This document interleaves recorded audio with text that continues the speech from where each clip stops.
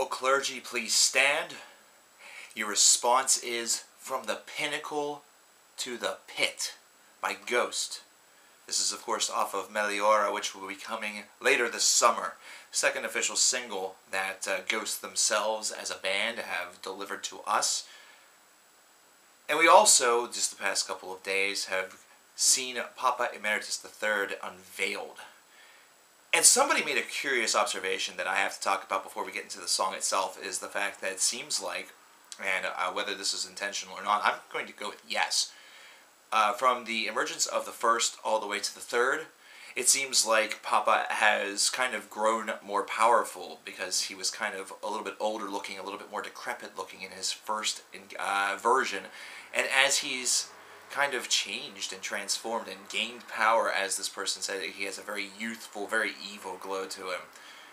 I kind of really like that. I kind of really like that. If you're out there and you watch this video and you made the comment, thumbs up to you. Really cool observation. From the Pinnacle to the Pit.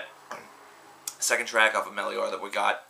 And this is a track that, unlike Cirice that preceded it, it's a little bit shorter, doesn't exactly have that same atmosphere to it, that same building block to it. This is a little bit more straightforward. This reminds me of just what would happen if old school heavy metal would encounter the 70s prog rock charm of bands such as Emerson, Lake and Palmer. We mention them a lot whenever it comes to Ghost.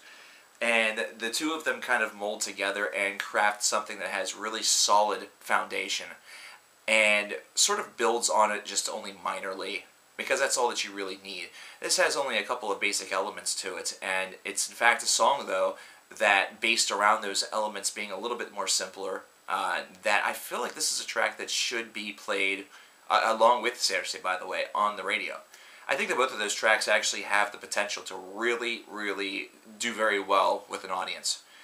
The only reason why I feel that there would be any sort of dissuasion would be the fact that it's a little bit different than what you hear on traditional radio rock stations. It's not as direct, it's not as in your face, and even though the element does have a bit of basic nature to it, it's not as basic as the stuff that typically does well in those stations, if that makes sense.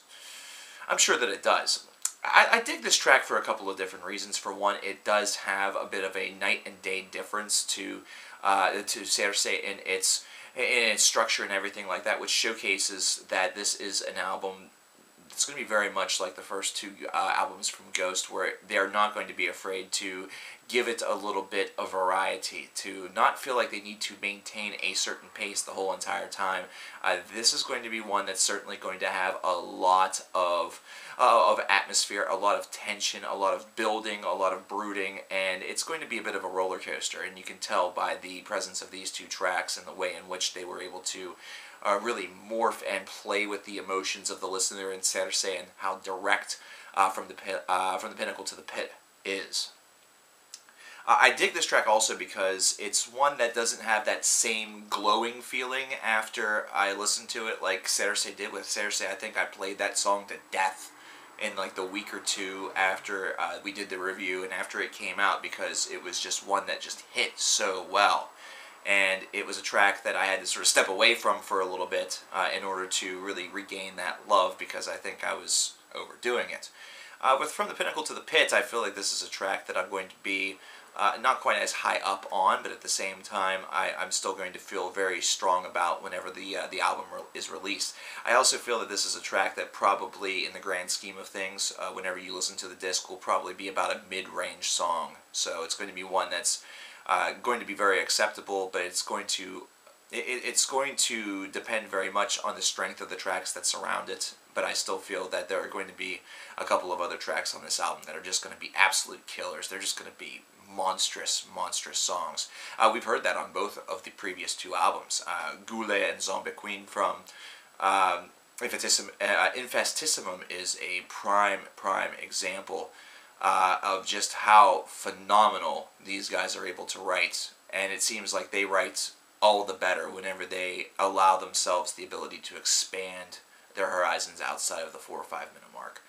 But overall, this is a pretty decent song. I have a link in the description box below for you guys to check it out directly from Ghost themselves. They have given the clergy this gift, so please receive it. I'm still hyped about this disc. I want to know what you guys think about both the song and this album, both in the comments below.